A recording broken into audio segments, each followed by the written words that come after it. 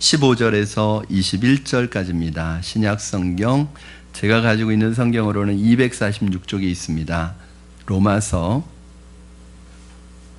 5장 15절에서 21절.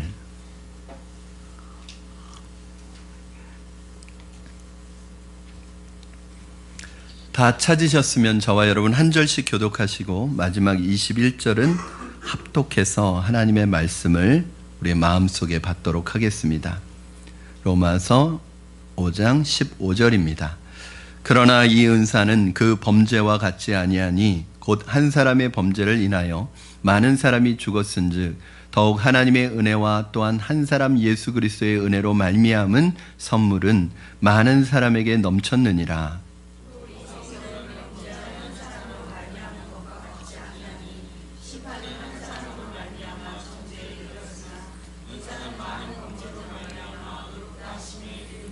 한 사람의 범죄로 말미암아 사망이 그 한 사람을 통하여 왕노릇하였은즉 더욱 은혜와 의의 선물을 넘치게 받은 자들은 한 분 예수 그리스도를 통하여 생명 안에서 왕노릇하리로다.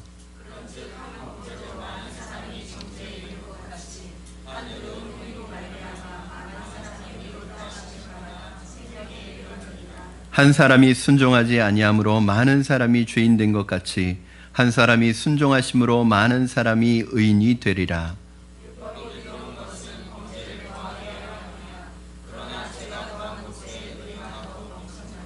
이는 죄가 사망 안에서 왕노릇한 것 같이 은혜도 또한 의로 말미암아 왕노릇하여 우리 주 예수 그리스도로 말미암아 영생에 이르게 하려 함이라. 아멘. 지난주에 이어서 지난주에 이제 아담과 그리스도라는 주제로 말씀을 드렸습니다. 오늘 거기에 이어서 지난주는 한 사람 아담에 대해서 살펴보았다면 오늘 한 사람 그리스도에 대해서 우리가 말씀을 살펴볼 텐데, 사실은 이 부분은 굉장히 교리적인 부분이기 때문에 여러분에게 딱딱할 수 있지만 하나님의 말씀은 딱딱하더라도 먹어야 합니다. 왜냐하면 늘 우리가 입맛에 땡기는 부드러운 음식만 먹으면 건강이 안 좋아요. 딱딱하지만 그것이 우리에게 영향이 되는 것은 우리가 그 음식을 먹을 수 있어야 되는 것처럼 하나님의 말씀을 늘 부드러운 거, 좋은 것만 쉽게 이해되는 말씀만 읽다 보면 내 취향의 말씀이 생기거든요. 그래서 이 강해 설교의 장점은 바로 본문을 피해가지 않고 한 본문 한 본문 다 다룬다는 거예요. 그래서 오늘 말씀도 쉽지는 않지만 굉장히 중요한, 우리 구원에 있어서 굉장히 중요한 교리를 얘기하고 있기 때문에 여러분 귀를 잘 쫑긋 세우시고 마음의 문을 여시고 경청해 주셨으면 좋겠습니다. 제가 기도원이나 세미나를 한 3박 4일이나 며칠씩 갔다가 집을 비우게 되는 일이 종종 있는데, 그때는 이제 저희 집에 두 아들이 있어요. 이 두 아들이 항상 화상통화를 이제 밤에 겁니다. 전화를 해가지고 아빠 보고 싶다고 언제 오냐고 매일 전화를 해요. 그러니까 사실은 그 화상통화를 이렇게 하고 있으면 저도 뭐 아들들만 보고 싶겠습니까? 저도 얼마나 보고 싶은지 빨리 가서 아이들하고 같이 막 볼을 비비고 그렇게 막 함께 있고 싶은 마음이 너무 간절하죠. 그렇게 집을 비우고 출타했다가 돌아올 때 아이들이 그 전날 항상 어김없이 전화를 걸어서 그렇게 얘기합니다. 아빠, 뭐가 먹고 싶은데 올 때 주로 우리 아이들이 피자를 좋아해요. 피자 사오시면 안 돼요? 그러면 뭐 안 될게요. 알았어. 아빠가 갈 때 꼭 피자 사가지고 갈게. 그리고 이제 피자를 손에 들고 이제 문을 열고 들어가면 저는 이제 아이들이 막 저를 향해서 달려올 그 기대감에 그 생각을 하면서 딱 들어가는데 아이들이 막 달려오더니 제 손에 있는 피자를 딱 뺏어가지고 가서 식탁에 딱 놓고 딱 앉아서 먹을 준비를 하고 아빠 빨리 오라는 거예요. 그래서 야, 얘들이 아빠에게 관심이 있는 게 아니라 먹는 것에 관심이 있구나, 그런 생각을 할 때가 종종 있습니다. 그러면서 제 생각에 애들은 애들이구나. 아이들한테는 그 피자를 들고 한 아빠보다 그 피자가 더 관심이 많은 거예요. 그러나 나중에 장성한 어른이 돼서는 그렇지 않겠죠.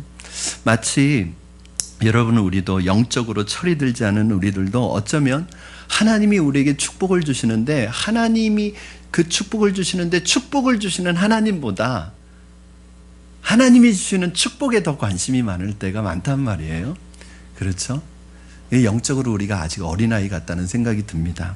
오늘 왜 제가 이런 이야기를 말씀드리냐면 우리가 로마서 1장에서 11절을 통해서 뭘 봤냐?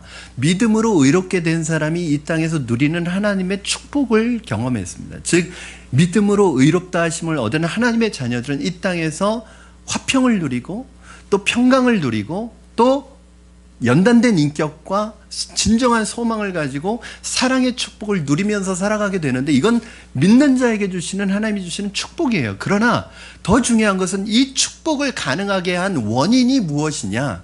우리는 늘 축복과 결과만 보고 관심을 가지는데 사실은 그거보다 뭐가 더 중요하냐면 어떻게 이러한 축복이 우리에게 왔는지 원인을 알고 원인을 강조해야 되는데 나중에는 이게 싹 빠져버립니다. 마치 우리가 선물을 주시는 하나님보다 선물에 더 관심이 있는 것처럼 이 구원을 주신 하나님보다 구원이 준 축복에 더 관심이 많아질 때가 있어요.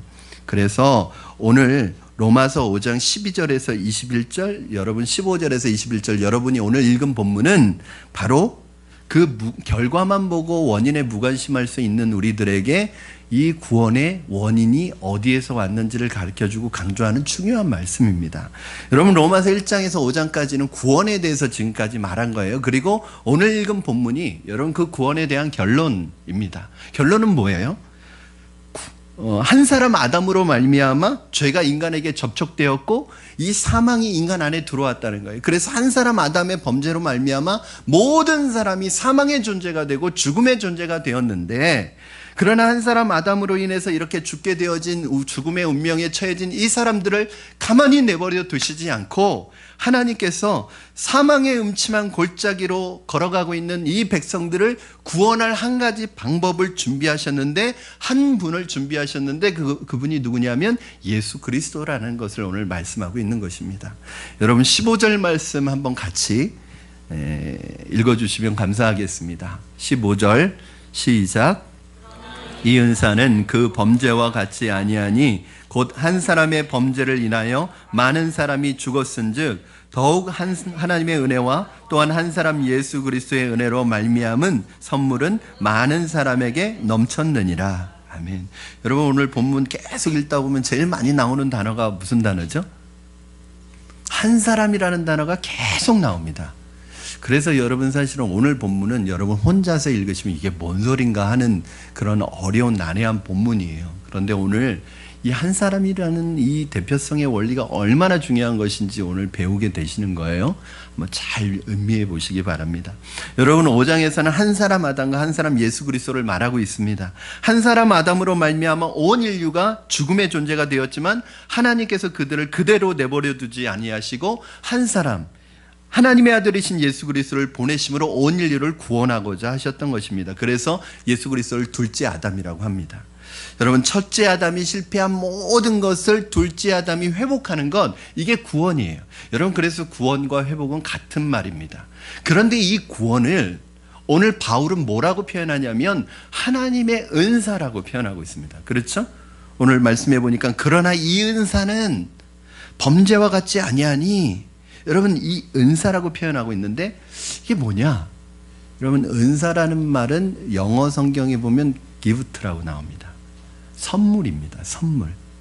우리는 은사 그러면 막 성령의 은사, 뭐 방언, 뭐 통역, 뭐 이런 거 생각하지만 오늘 본문에서 은사는 하나님의 구원, 영생을 말하는 거예요. 우리 로마서 6장 23절 말씀 한번 보시겠습니다. 우리 같이 읽겠습니다. 시작. 죄와 삭은 사망이요 하나님의 은사는 그리스도 예수 우리 주 안에 있는 영생이니라. 여러분 이 은사는 선물이에요. 이 은사는 바로 구원을 얘기합니다. 이것은 이 구원은 내가 만든 것도 아니고 내가 노력한 것도 아닙니다. 구원은 하나님이 만드셔서 우리에게 선물로 주신 거예요. 이건 우리가 돈으로 산 것이 아닙니다. 여러분 구원을 말할 때 이건 내가 만든 것도 아니고 내 노력에 의한 것도 아니고 내가 돈을 준 것도 산 것도 아니요 하나님이 만들어서 하나님이 준비하셔서 우리에게 선물을 주셨다. 이 말을 선포하기만 해도 마귀가 물러갑니다. 여러분 이것을 선포하면 나의 구원을 의심케 하고 나의 구원을 불안하게 만들고 나의 구원을 무능력하게 만들던 사단의 모든 계기와 술수가 순식간에 차단되어 버리고 그때 하나님이 구원이 내게 들어와 능력을 발휘하게 됩니다. 여러분, 이 말을 선포하십시오. 구원은 내가 이룬 것이 아니라, 내 노력에 의한 것이 아니라 하나님이 우리에게 주신 전적인 은혜와 선물이라고 믿음으로 선포하세요. 왜 우리가 자꾸 구원의 확신이 없고, 내가 오늘 죽으면 지옥 갈 것 같고, 내가 예수님을 믿는데도 불구하고 오늘 죽으면, 누군가 와서 물어요. 오늘 죽으면 천국 가실 수 있습니까? 글쎄요, 어저께까지는 갈 것 같았는데 오늘은 자신이 없는데. 왜 그래요? 어저께까지는 그래도 내가 생각할 때 조금 착하게 살았는데 오늘 오다가 죄를 지었어. 오늘 죽으면 절대 안 돼. 그러니까 구원이라는 것이 이 사람의 감정에 따라서 왔다 갔다 하는 거예요. 그러니까 기분이 좋으면 천국 갈 것 같고, 기분이 나쁘면 지옥 갈 것 같아. 이런 분은 잘 죽으셔야 돼요. 기분 좋을 때 죽으셔야 돼요. 여러분, 구원은 그런 게 아니에요. 그래서 내가 조금 연약한 가운데 있으면 구원 못 받은 것 같고 불안하고 두렵고, 여러분, 그런 게 아닙니다. 구원은 내가 잘해서 받은 게 아니라, 내가 돈 주고 산 게 아니라, 내 실력으로 받은 게 아니라, 내 노력해서 받은 게 아니라, 내가 착한 일을 많이 해서 받은 게 아니라, 예수 그리스도를 믿음으로 말미암아 우리에게 주신 구원의 선물이라는 것을 믿으시기 바랍니다. 이걸 선포해야지 마귀가 우리의 마음속에 그런 불안한 마음, 두려운 마음을 집어넣지 못해요. 여러분, 이 본문은 아담과 그리스도를 비교해서 매우 중요한 점이 있습니다. 하나님이 우리를 어떻게 구원하시는가 하는 점입니다. 아담이 저지른 실수, 아담이 저지른 범죄, 그래서 아담의 범죄로 말미암아 이 세상에 드리워진 모든 죄의 어두움들을 예수님께서 뒤를 따라오시면서 청소해 주시는 거예요. 사람들도 보면 어떤 사람은 어질러 놓고 다니는 사람이 있습니다. 어떤 사람은 어질러 놓고 다니고, 어떤 사람은 청소하고 다니고, 어떤 사람은 막 수술한다고 다 째놓고 다니고, 어떤 사람은 다 마무리해 놓고 다니고. 여러분, 다른 사람이 그것을 하나하나씩 치워주는 거예요. 물건을 제자리에 놓고 씻고 닦고 해서 방을 깨끗하게 만들어 놓습니다. 어떤 사람은 가는 곳마다 쓰레기로 가득 채웁니다. 인생을 그렇게 삽니다. 이 사람이 지나가면 쓰레기만 남습니다. 아담은 이렇게 죄와 죽음의 쓰레기를 뿌려놓았습니다.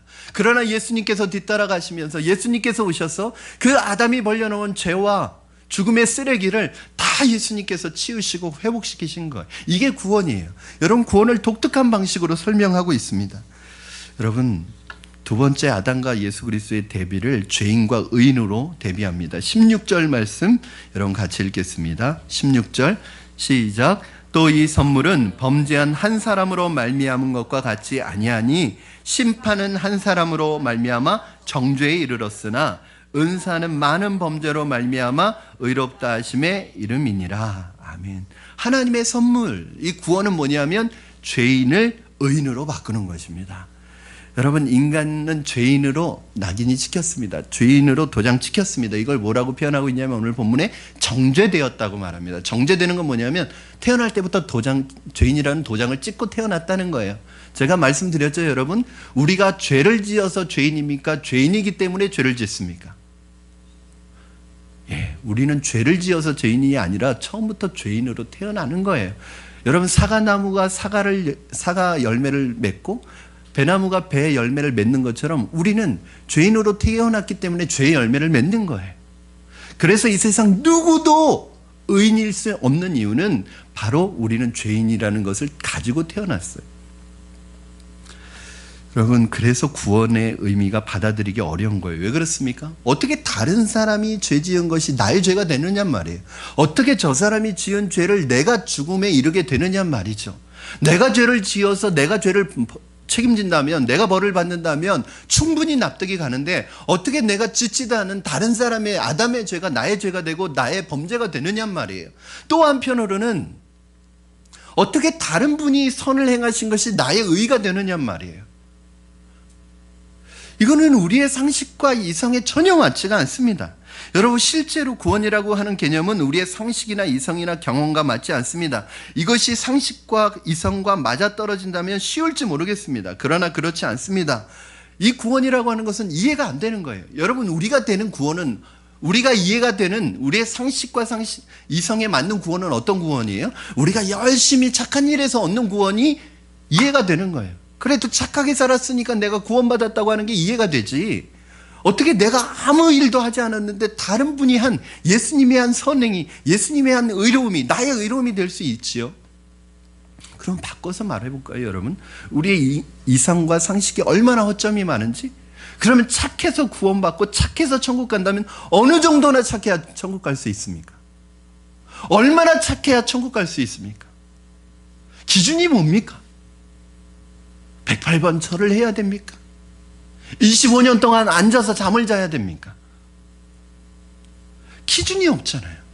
이걸 뒤집어 생각해 보면 간단합니다. 여러분, 어떤 사람 한 번 지어도, 죄를 한 번 지어도 죄인입니다. 100번 죄를 지어도 죄인입니다. 1000번 죄를 지어도 죄인입니다. 누가 누구보다 더 선하다고 말할 수 있지만 하나님의 입장에서 보면 도토리 키재기란 말이에요. 죄인은 죄인이에요. 한 번 죄를 지어도 죄인이에요. 100번 죄를 지어도 죄인이에요. 예전에 50m 도망간 사람이나 100m 도망간 사람이나 도망간 건 똑같은 거예요. 50보 100보입니다. 여러분, 우리의 이성과 상식이 이 정도예요. 착해서 천국 간다고 생각하는데 착한 기준이 없어요. 자기 기분이에요. 내가 착하다고 생각하면 천국 가고 내가 착하지 않다고 생각하면 지옥 가는 거예요. 그러니 하루하루가 불안하죠. 여러분, 그래서 예수 믿는 것이 기적입니다. 여러분, 그것을 어떻게 믿으세요? 다른 사람이 죄 지은 게 나의 죄가 되고 예수님이 의로운 것이 나의 의가 된다는 게 이게 어떻게 믿어지세요? 어떻게 이걸 믿고 계세요? 기적이에요, 여러분. 여러분이 예수 믿는 게 기적이에요. 우리 지난주에 사역훈련하는데 이제 어떤 분이 그래요. 목사님, 왜 오늘 이 시대는 기적이 안 나타나냐고. 여러분, 너무 기적을 구하지 마세요. 가장 큰 기적은 바로 여러분이에요. 여러분, 옆에 있는 분 얼굴 보세요. 기적입니다. 여러분, 옆에 있는 분이 기적이에요.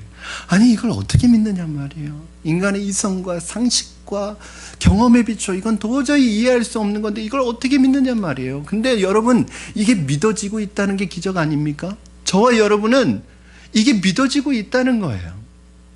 여러분, 여러분이 믿은 것 같습니까? 저는요, 고3 때 제가 예수님을 믿음으로 영접했지만 시간이 지나고 세월이 지날수록 느끼는 것은 내가 믿은 게 아니라 믿어졌구나, 그런 생각을 할 때가 많아요. 여러분, 이걸 누가 믿으라고 막 주먹치고 윽박지른다고 믿겠어요? 누가 믿으라고 강요한다고 믿겠어요? 그런데 이것이 조금도 의심 없이 믿어지고 있다는 거예요. 이게 기적이죠. 여러분, 인간은 죄인입니다. 하나님 앞에 죄인입니다. 그런 죄인이 의인이 되는 것이 구원입니다. 참 이해가 안 되는 것입니다. 죄인이면 여러분, 왜냐하면 우리 죄인의 기본적인 발상법은 어떤 생각을 가지고 있느냐? 진화론적인 사고를 가지고 있습니다. 이 진화론적 사고가 창조론적 사고와 갈등을 일으킵니다. 진화론적 사고를 가지고 교회를 다니는 분은 그래서 괴롭습니다. 여러분, 이런 분들은 평생 믿음이 자라지 않습니다. 이 두 사고가 맞지 않기 때문입니다. 여러분, 진화론적 사고방식을 지금 가지고 계신 분들은 그걸 포기하시기 바랍니다. 포기하지 않으면 신앙이 생길 수 없습니다. 하나님이 여러분 안에 들어오실 수가 없습니다. 기독교 신앙은 물이 변하여 포도주가 되는 것을 믿는 것입니다. 여러분, 죄인이 의인이 되는 것을 믿는 것입니다. 진화론적, 발전론적 사고방식은 뭐예요? 발전하는 거예요. 여러분, 이건 이해가 됩니다. 예수를 믿으면 조금씩 선해진다. 예수를 믿으면 조금 잘 되는 것이다. 그러나 이게 아니라 하나님의 사고, 하나님의 생각은 뭐냐면 죄인이 의인으로 변하는 거예요. 여러분, 우리는 이게 이해가 안 되는 거예요. 아니, 어떻게 물이 포도주가 되냐 말이에요. 아니, 성분이 다른데, 위치가 다른데, 어떻게 이 화학 성분이 다른데 어떻게 물이 포도주가 되느냐. 물이 점점 뭘 섞어가지고 포도주가 된다면 이해가 되지만 물이 갑자기 포도주가 되는 걸 어떻게 믿습니까? 여러분, 죄인이 자꾸 노력하고 착한 일을 해서 점점 선한 사람이 돼서 의인이 된다 그러면 이해가 되는데, 그냥 죄인이 예수 그리스도를 믿음으로 그냥 의인이 된다니까 이게 이해가 안 되는 거예요. 왜? 우리는 다 발전론적 생각, 진화론적 생각을 가지고 있어요. 그래서 점점 뭔가 되어져야지 그게 납득이 되는데, 이게 존재가 바뀐다는 게 이해가 안 돼요. 예수 그리스도를 믿으면 죄인이 새로운 피조물이 되는 거예요. 이런 경험과 사고법은 인간 속에는 없습니다. 그래서 고린도전서 12장 3절 말씀에 누구든지 성령으로 아니하고는 예수를 주님이라고 고백할 수 없다고 말하는 거예요. 여러분은 예수 믿게 된 것은 기적입니다. 인간의 자연적 경험, 진화론적 사고 속에는 그런 사고가 본질적으로 없습니다. 여러분, 자꾸 사람들이 그런 얘기를 합니다. 그러면 하나님은 누가 만들었는가? 이런 질문을 자꾸 합니다. 하나님은 그럼 누가 만들었어? 그럼 하나님 아빠와 하나님 엄마는 누구야? 여러분, 이게 진화론적 생각이라니까요. 아무리 물어도 해답 없습니다. 창조론적 사고 속에서는 하나님은 스스로 계신 분이에요. 여호와라는 이 말씀이, 하나님의 이름 여호와가 뭐예요? 나는 스스로 있는 자다. 여러분, 진화론적 생각을 가지면 어떻게 스스로 있느냐는 거예요. 이게 이해가 안 되는 거예요. 여러분, 구원의 두 번째 대비, 죄인이 의인이 되었다는 것은 본질적인 변화를 의미합니다. 예수 믿는다는 것은 다 착하게 살고 선하게 사는 것이지 말하면 쉽게 이해가 되는데, 예수 믿는다는 것은 죄인이 의인으로 변하는 거야 그러면 이해를 못합니다. 어떤 분은 그렇게 얘기합니다. 예수 믿는 사람들 중에 나보다 나쁜 사람도 더 많은데. 이것도 역시 진화론적 사고입니다. 도덕을 중심으로 생각하기 때문에 이 사람은 절대 구원의 진리에 이를 수 없습니다. 왜? 내가 착해야 구원받는다고 생각하는데 착한 기준이 어느 정도며 어느 때 구원받겠어요? 여러분, 제가 이제 새가족 성경 공부 때 이제 그런 얘기를 이제 그 신문 스크랩 한 거를 다 가지고 나옵니다.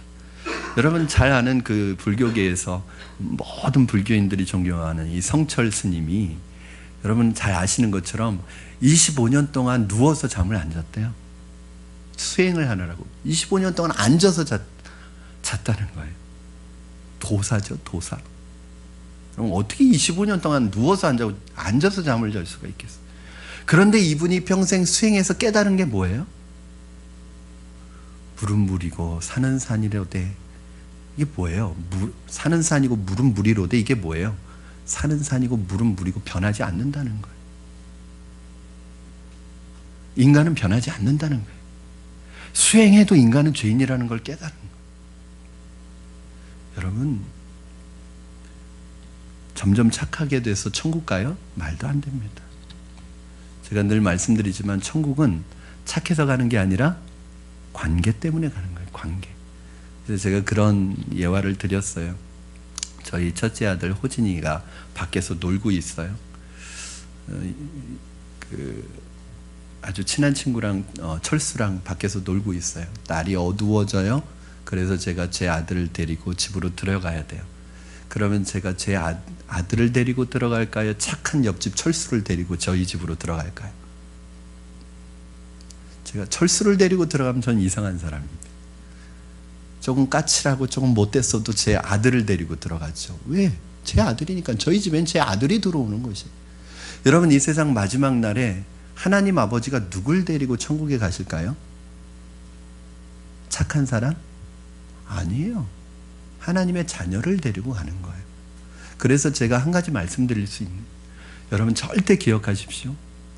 천국은 착해서 가는 게 아니라 관계 때문에 가는 거예요. 우리가 하나님의 자녀이기 때문에 가는 거예요. 그럼 어떻게 하면 하나님의 자녀가 될 수 있어요? 영접하는 자, 곧 그 이름을 믿는 자들에게는 하나님의 자녀가 되는 권세를 주셨으니. 아멘. 여러분, 이걸 선포하셔야 돼요. 여러분, 예수 그리스도의 보혈이 내 죄를 사할 수 있다는 이 능력이 있다는 이 말 역시 성령의 특별한 역사가 없이는 할 수 없는 고백입니다. 이 고백이 그러나 2000년 동안 흘러내려왔어요. 이게 구원이에요. 여러분 자신이 정의한 구원이 아니라 자꾸 여러분이 구원을 정의하지 마세요. 하나님이 구원을 정의해 놓으셨어요.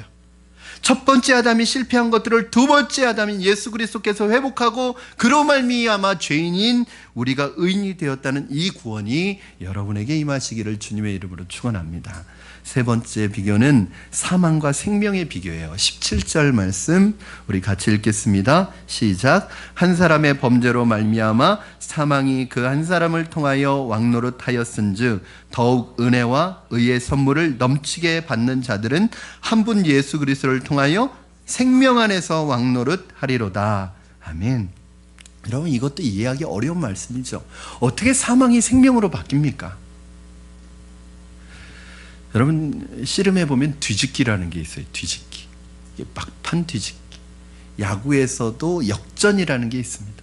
이 구원이라고 하는 것은요, 바로 이 뒤집기고 역전승이고 반전의 드라마입니다. 왜? 죄로 인해서 사망의 존재가 돼서 지옥 자식으로 지옥을 향해 가는 사람이 예수 그리스도를 믿음으로 한순간에 이것이 바뀌어버렸어요. 뒤집어진 거예요. 천국의 자녀가 되고 하나님의 자녀가 된 거예요. 여러분, 이게 이해가 돼요? 안 돼요. 그래서 듣고 그런 말 하는 거예요. 이게 어떻게 사망이 생명으로 바뀌지? 어떻게 죄인이 의인으로 한순간에 바뀌지? 그래서 만들어 놓은 게 연옥이란 말이에요. 그래서 연옥에서 잠깐 머물렀다가 가족들이나 친척들이나 이 땅에 사는 사람들이 헌금 많이 하고 좋은 일 많이 하면 대신 천국 가는 거예요. 왜 이 연옥은 왜 생겼냐면 인간의 지혜로는 천국이 이해가 안 되는 거예요. 생명이 이해가 안 되는 거예요. 그러나 성경은 그렇게 이야기하지 않습니다. 죄인이 변하여 의인이 되고 사망이 변하여 생명이 되고 물이 변하여 포도주가 되는 이것이 바로 구원이에요. 그래서 구원은 감당할 수가 없습니다. 이해가 되면 감당할 수 있는데 이해가 안 되니까 감당할 수 없어요. 가끔 생각할수록 깜짝깜짝 놀랍니다. 생각하지 않으면 놀랄 일이 없어요. 그냥 뭐 내가 구원받아서 교회 다니지, 내가 구원받았으니까 뭐 나중에 천국 가겠지 이러면 아무 감동도 없습니다. 그러나 구원을 가만히 묵상해 보면 이게 기절할 것 같은 거예요. 아니 내가 어떻게 예수님을 믿었지? 아니 저렇게 예수님을 믿으라고 해도 못 믿는데 그 사람들이 정상이거든요. 이걸 안 믿어줘야 정상이거든요. 근데 나는 어떻게 예수님을 믿었지? 안 믿는 가문에서, 안 믿는 가족 속에서 어떻게 나는 예수님을 믿었지? 그것도 신기한데, 아니 그 사람을 주의 종으로 만드셔서 우리 푸른나무 교회를 섬기게 하시고 목회를 하게 하시고 이렇게 강단에서 여러분에게 설교를 할 수 있도록, 아니 저는 생각을 할 수가 없어요. 저는 어느 정도냐면 학창시절을 교회에서 못 보냈어요. 그래가지고 나중에 제가 전도사가 됐는데 학생부 수련회를 인도하는데 어떻게 하는지 제가 몰라요. 수련회를. 왜냐하면 전 수련회를 경험해 본 적이 없는 거예요. 여러분이 이런 사람을 어떻게 하나님께서 이렇게 주의 종으로 또 목사로 여러분을 섬길 수 있는 이 귀한 특권을 허락하셨는지 생각해보면 너무 깜짝 놀라고 너무 기절할 것 같은 거예요. 너무 감사해서.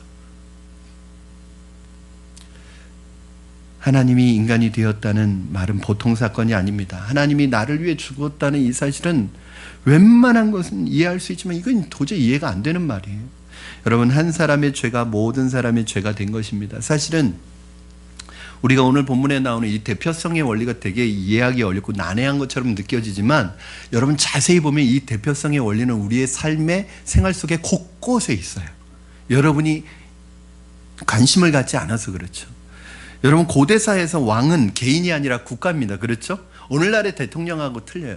짐은 국가다. 뭐 이런. 왕은 곧 국가예요. 그래서 고대에서 전쟁하는 방식이 틀린데 어떻게 하냐면 양쪽에 딱 진을 쳐요.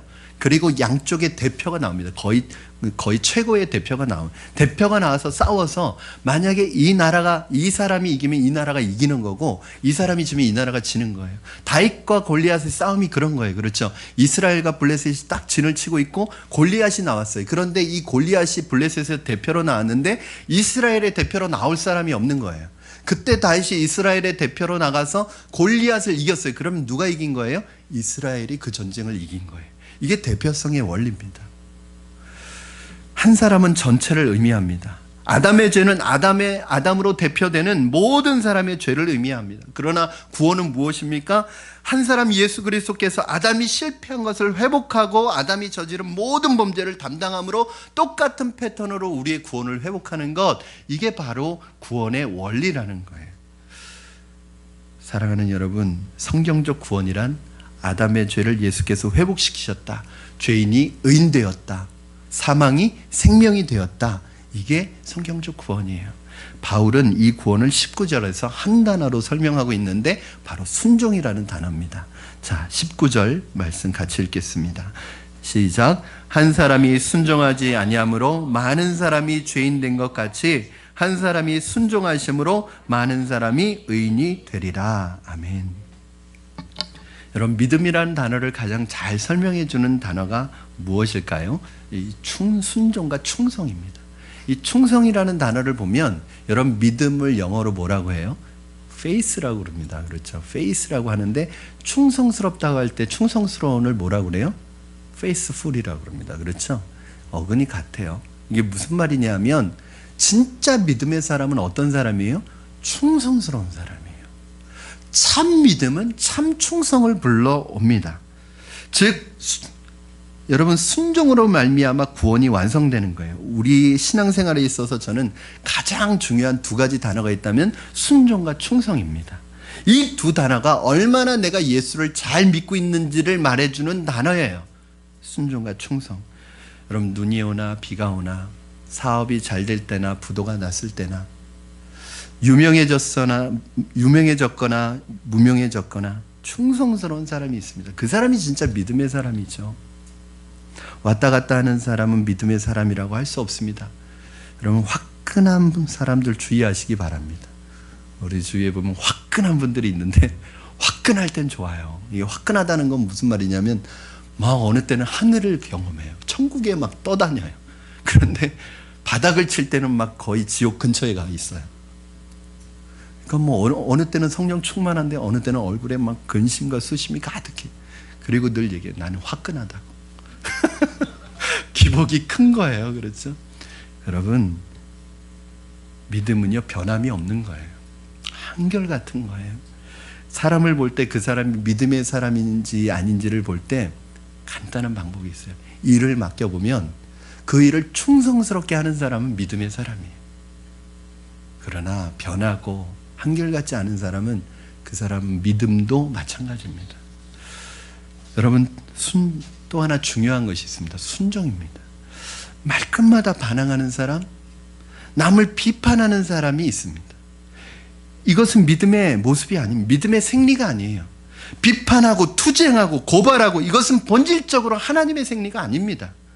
그런 분들은 회개해서 체질을 바꿔야 돼요. 왜 이런 분들이 이러한 그런 반항적인 분노를 가지고 있는 이 체질, 불순종하는 이 체질이 되었냐면 다 어릴 때 상처가 있어서 그래요. 어릴 때 자라는 과정에서 늘 당하고 거절당하고 그래서 자신도 모르게 그런 체질을 갖게 된 거예요. 여러분, 이거는 기질이 아닙니다. 기질은 변하지 않아요. 기질은 성격이에요. 성격. 하나님은 우리의 기질을 변화시켜서 쓰시는 게 아니라 기질은 변화시키지 않아요. 기질대로 쓰세요. 그럼 뭘 변화시키세요? 성품을 바꾸세요. 그러니까 성격과 성품은 다른 거예요. 성격은 안 변해요. 그런데 어떤 분은 분노를 내고 화를 내고 반항하고 이걸 기질로 아는 분이 있어요. 나는 원래 이게 기질이야. 그건 기질 아니라 그건 성깔이라고 그래요. 성깔. 성깔이 못된 거예요. 왜 그러냐면 자기도 상처가 있어서 늘 당하고 거절당한 게 막 쌓여있다. 이게 분노가 폭발하는 것이거든요. 어떤 분은 항상 푸근하고 격려하고 긍정적인 사람이 있습니다. 여러분, 이런 것이 신앙적인 캐릭터예요. 신앙적인 사람이에요. 예수님의 캐릭터는 어땠을까요? 예수님은 순종이라는 단어가 예수님을 설명해 줍니다. 여러분, 아담의 죄가 무엇입니까? 그렇죠. 아담의 죄가 무엇입니까 했는데 선악과 따먹은 거예요. 그러면 안 됩니다. 여러분, 선악과를 따먹은 거는 그 자체만 놓고 봤을 때는 비윤리적인 것도 아니고 도덕적으로 문제가 있는 것도 아니에요. 그렇죠? 그러나 선악과를 따먹은 게 왜 죄예요? 불순종이기 때문에 그래요. 여러분, 자녀들을 볼 때 어떻습니까? 어떤 자녀가 좋습니까? 순종하는 자녀가 좋습니까? 불순종하는 자녀가 좋습니까? 뭐 물어서 뭐예요? 성경에서는 자녀들아, 주 안에서 부모에게 순종하라고 말씀하고 있습니다. 이때 순종은 기계적으로 순종하는 거 아니에요. 네. 건성으로 알겠어요. 뭐 생각도 안 해보고 알겠어요. 이게 아니에요. 의지적으로, 인격적으로 내 안에서 내 의지를 가지고 부모에게 순종하는 거예요. 여러분, 예수님께서요, 하나님께 순종하심으로 십자가를 지셨는데, 여러분, 예수님도요, 전날 밤에 이런 마음이 있으셨어요. 아버지요, 이 잔을 내가 꼭 마셔야 됩니까?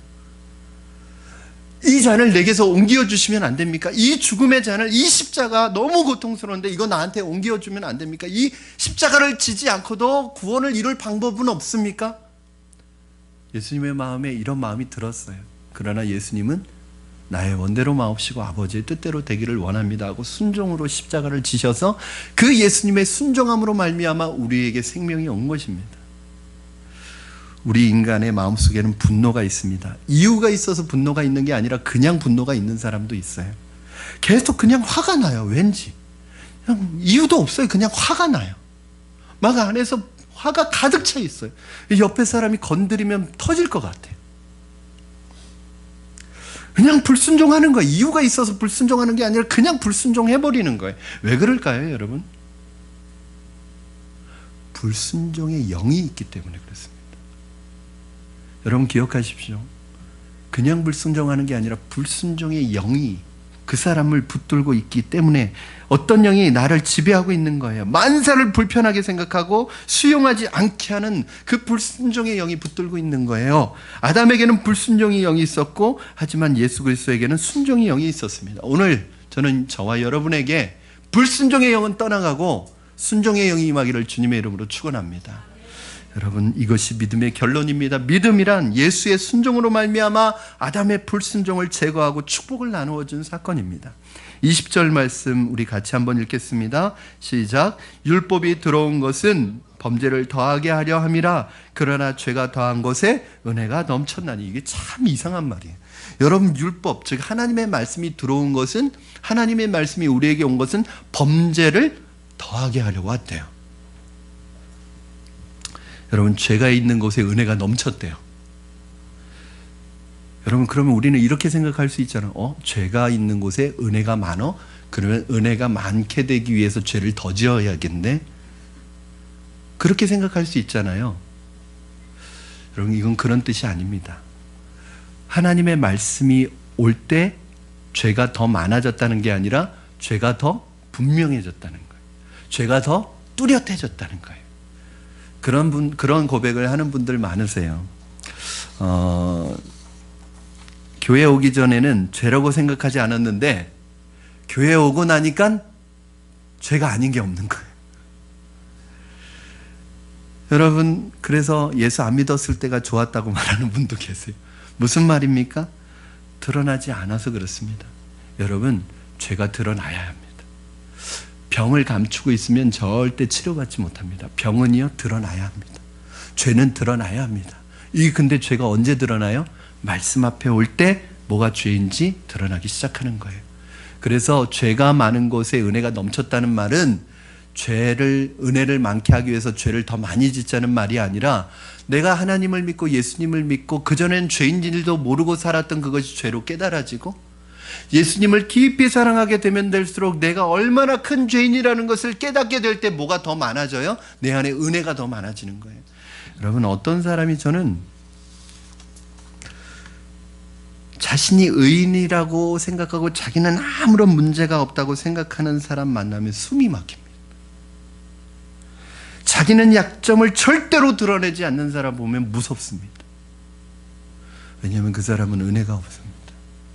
자기는 절대로 약점이 없기 때문에 다른 사람 비판하죠. 정죄하죠. 너는 왜 그래? 너는 왜 그래? 그러나 자기가 정말 그 문제가 없을까요? 21절 말씀입니다.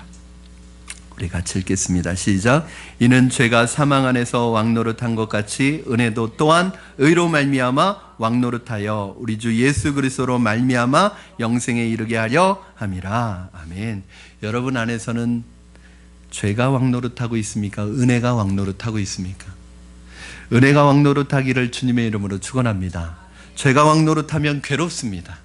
죄책감에 사로잡히고 갈등이 많습니다. 제일 불쌍한 사람은 교회 나오면서도 죄가 왕노릇하는 사람입니다. 더 불쌍한 사람은 목사이면서 죄가 왕노릇하는 사람입니다. 여러분의 생애는 하나님의 은혜가 왕노릇할 수 있기를 주님의 이름으로 축원합니다. 스스로 죄가 없다고 생각하는 사람에게는 은혜를 베풀 수 없습니다. 죄가 없다고 생각하기 때문입니다. 말씀을 정리합니다.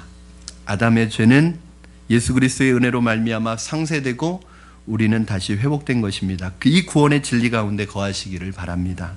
이 축복된 구원, 이 귀한 구원을 두 번째 아담인 예수 그리스도께서 회복해 주셨고 죄인이 의인되게 해주셨고 사망에서 생명으로 옮겨졌고 죄가 많은 곳에 은혜가 넘치고 사망이 왕노릇하던 우리에게 이제 은혜가 왕노릇하게 되었다는 것을 여러분 믿으시기 바랍니다. 이것이 우리의 구원입니다. 한 사람으로 말미암아 모든 사람이 살고 한 사람으로 말미암아 모든 사람이 죽는 이 원리는 우리 주변에 너무나 많이 있습니다. 여러분, 어려운 게 아니에요. 그대로 적용됩니다. 여러분, 한 사람 때문에 가정이 살고 한 사람 때문에 가정이 죽습니다. 한 사람 때문에 일터가 살고 한 사람 때문에 일터가 죽습니다. 한 사람 때문에 교회가 살고 한 사람 때문에 교회가 죽습니다. 히틀러 같은 한 사람 때문에 나라가 망했습니다. 그러나 슈바이처 같은 한 사람 때문에 온 사회에 꽃이 피었습니다.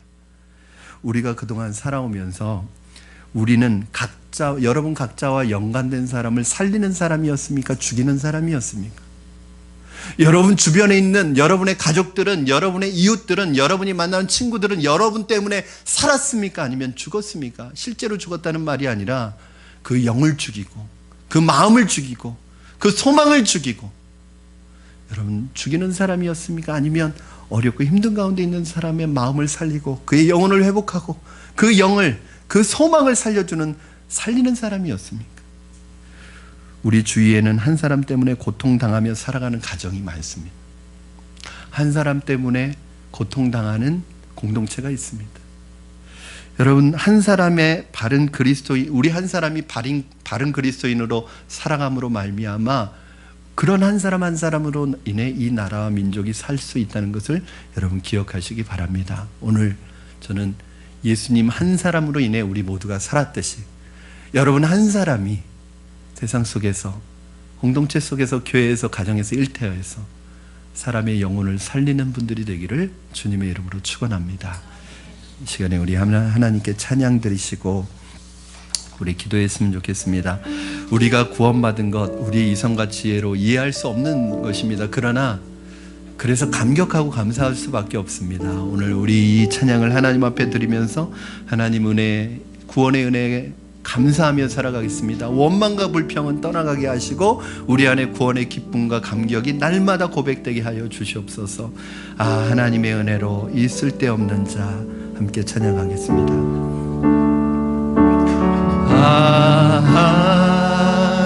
하나님의 은혜로 이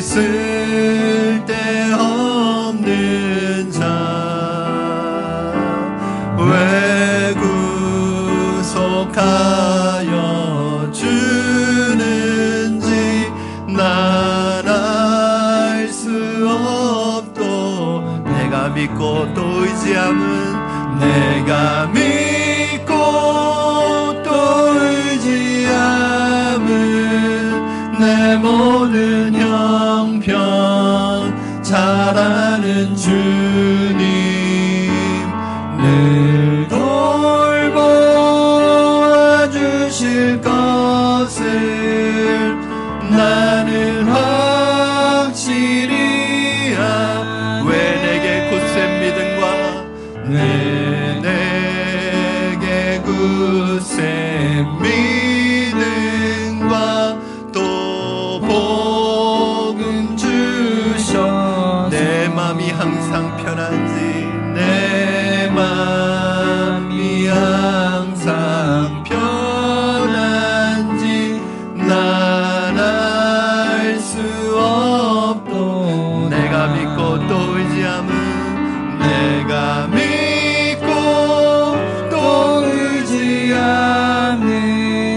내 모든 형편 잘 아는 주님 아멘 늘 돌보아 주실 것을 나는 확실히 아네 왜 내게 성령 주셔서 왜 내게 성령 주셔서 내 마음을 감동 주 예수 믿게 하는지 주 예수 믿게 하는지 난 알 수 없도 내가 믿고 또 의지함은 내가 믿고 또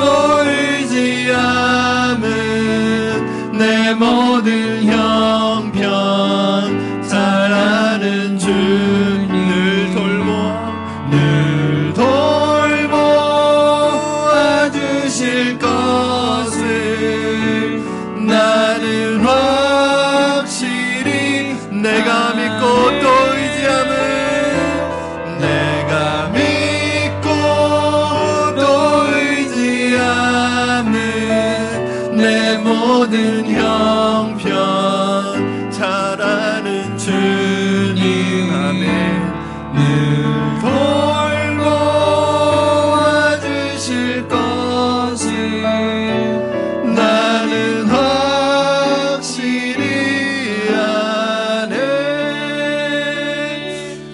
시간에 두 가지만 기도했으면 좋겠습니다. 첫 번째는 하나님, 이해할 수 없는 하나님의 사랑, 우리가 감당할 수 없는 하나님의 사랑, 우리의 이성과 상식을 동원해도 알 수 없는 이 하나님의 사랑, 우리가 이해할 수 없기 때문에 우리를 이해시킨 것이 아니라 하나님이 선물로 주신 줄로 믿습니다.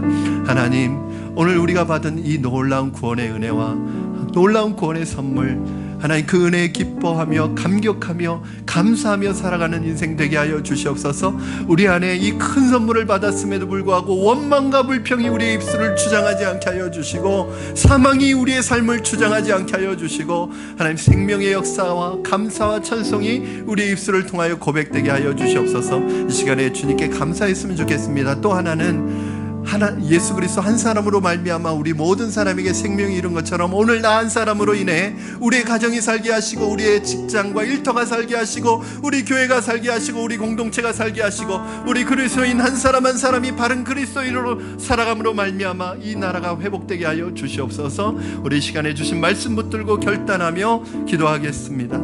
살아계셔서 역사하시는 하나님 아버지, 감사합니다. 오늘 이 시간에 주신 말씀 붙들고 믿음으로 결단하며 고백하며 나가는 우리 성도들 안에 아버지 하나님, 놀라운 구원의 기쁨과 회복의 역사가 나타나게 하여 주시옵소서.